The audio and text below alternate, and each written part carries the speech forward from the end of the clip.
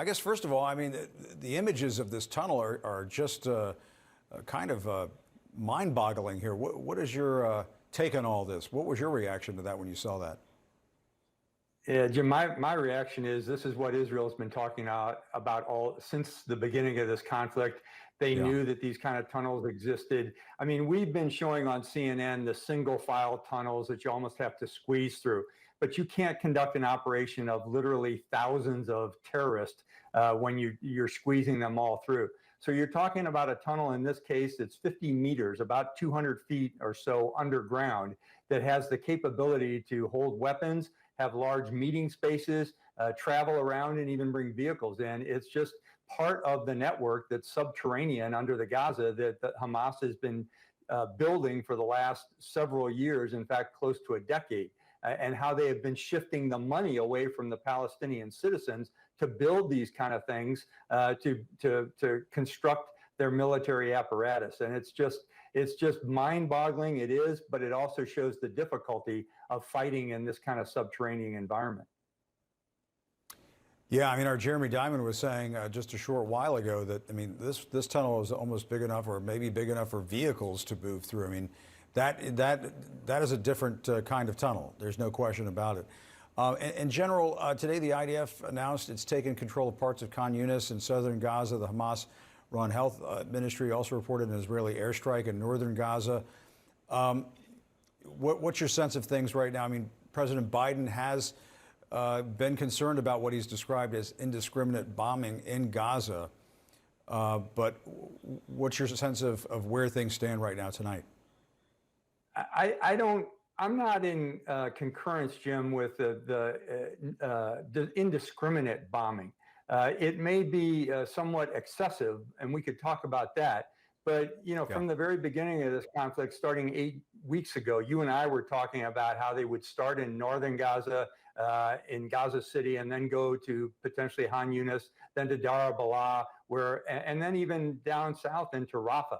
The Israeli government has said this operation will take many more months, whereas many of the United States administration is saying they'd like to see it ended in terms of the kinetic operation by the end of December. I've said from the beginning, I don't think that's going to happen given the size and strength of the Hamas terrorist groups that are in these subterranean tunnels.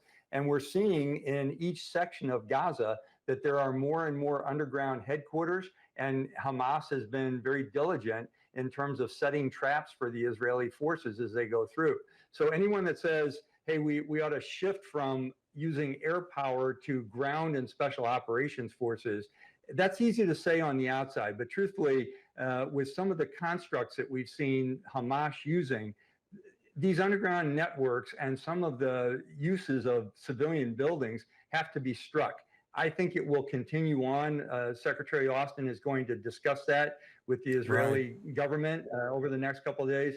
But I think we're going to see a continuation of these kind of strikes until Israel determines that Hamas is defeated. And I did want to ask you about the 3 Israeli hostages who were mistakenly killed by the IDF. We've talked to a variety of people this weekend, so I certainly want to get your take on all of this.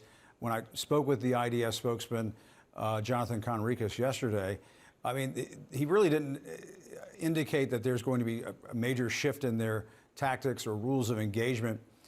They're going to remind their soldiers that they may come across hostages from time to time who have escaped captivity, and they need to be able to recognize that. But, I mean, the 3 men came out of a building shirtless, waving a white flag. They were shot anyway.